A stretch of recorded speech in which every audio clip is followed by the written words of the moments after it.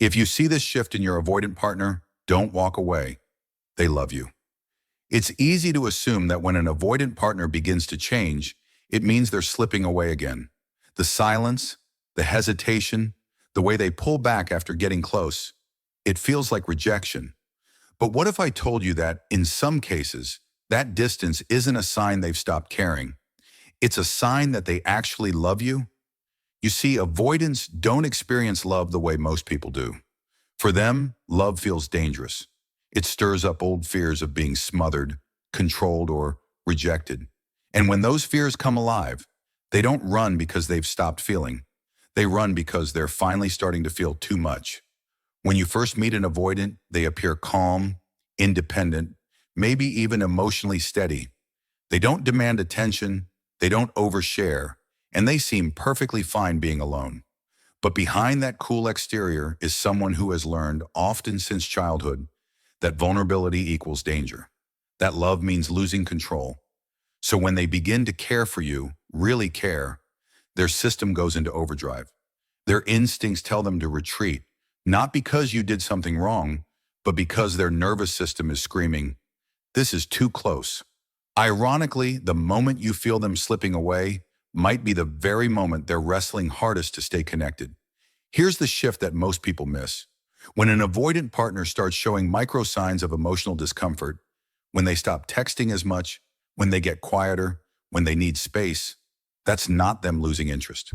That's their defense system kicking in because their feelings have deepened. It's like emotional whiplash. Their heart says, "I want to stay," but their mind says, "Run before you get hurt." And if you react to that by panicking, chasing, or confronting them emotionally, they'll retreat even faster. But if you stay grounded, if you don't take their space personally, you give them the one thing they've never had: safety inside love. Now let's talk about the moment the avoidance starts to shift inward. It's subtle. You'll notice that their avoidance feels different. Not as cold, not as dismissive, but more anxious. They'll look at you a second longer before turning away. They'll soften for a moment, then shut down again. You might get short bursts of affection followed by emotional silence. It's confusing because it's inconsistent, but what's really happening is growth. This is the avoidance version of emotional stretching. It's them learning to stay with discomfort instead of escaping it. And if you walk away too early, if you misread that pullback as indifference, you'll miss the rare chance to see real emotional intimacy unfolding. There's something powerful that happens when an avoidant starts to trust. They begin to let you see their cracks, their fears, their insecurities, their awkward ways of expressing care. It won't come in poetic declarations or constant reassurance.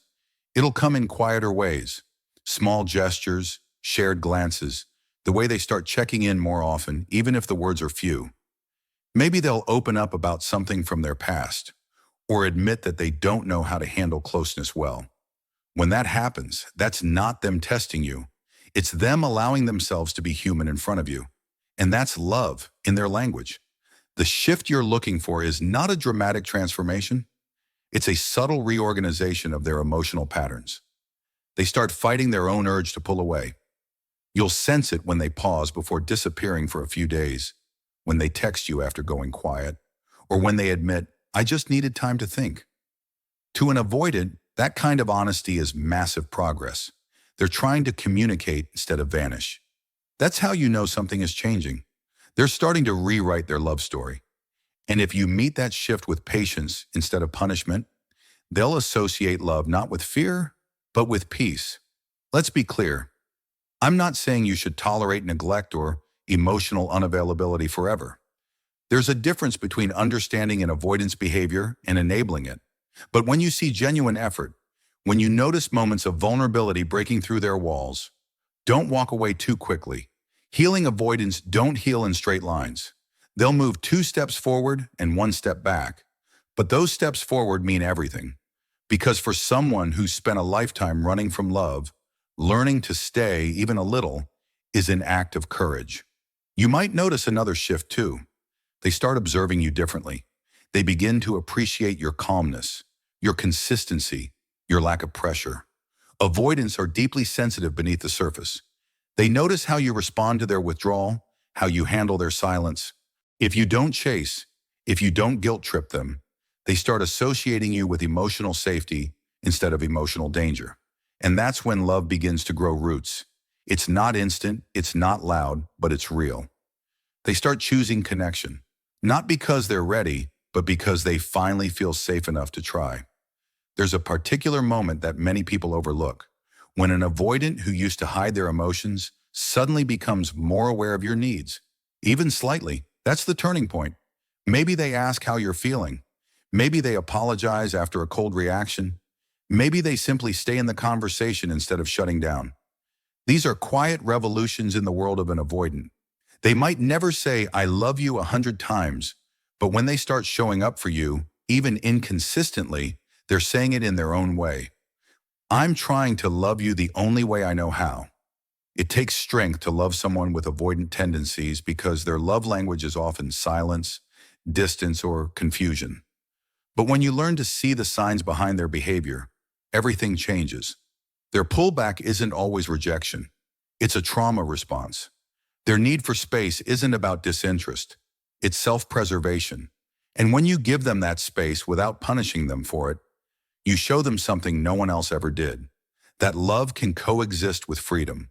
That closeness doesn't have to mean losing yourself. If you're seeing this shift in your avoidant partner, this trembling between distance and connection, this visible struggle to stay open, understand that you're witnessing something sacred. It's the breaking of a lifelong pattern. It's not weakness, it's transformation. They're testing whether love can be safe this time. And your role isn't to fix them or chase them. It's to remain grounded in your own strength while showing them that love doesn't always demand, it can also allow. But here's the hard truth. This shift only lasts if both of you grow. You can't hold space forever for someone who won't meet you halfway. The avoidance love needs to be met with boundaries and emotional maturity. You can show empathy, but you must also show self-respect. When they start opening up, meet them with presence, not pressure.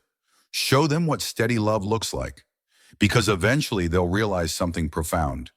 That real intimacy doesn't take away their freedom, it expands it. And if you stay grounded long enough, something beautiful happens. The avoidant who once ran from love begins to protect it. They start to value emotional connection. They might still need space, but it's no longer to escape you. It's to stay balanced for you. They begin to reach out more, to check in, to express affection in small but genuine ways. That's their version of falling in love fully, not loudly but steadily. And when that happens, you'll know you weren't loving them for their potential. You were loving them into their peace. So if you see this shift, if your avoidant partner begins showing signs of inner conflict between fear and love, don't mistake it for apathy. That's not them shutting down. That's them fighting their biggest battle yet. They're learning to love through fear. They're trying to stay even when everything in them wants to run. And if you can hold your ground with compassion and wisdom, you might just witness the rarest kind of love there is. The kind that grows not from ease, but from courage. Because sometimes when an avoidant finally starts to love you, it won't look like a movie scene. It'll look like hesitation, small steps, and quiet effort. But that's exactly what makes it so real. They're not performing love, they're learning it. And that right there is the moment you shouldn't walk away. Because in that trembling stillness between fear and connection, something honest is being born. A love that finally dares to stay.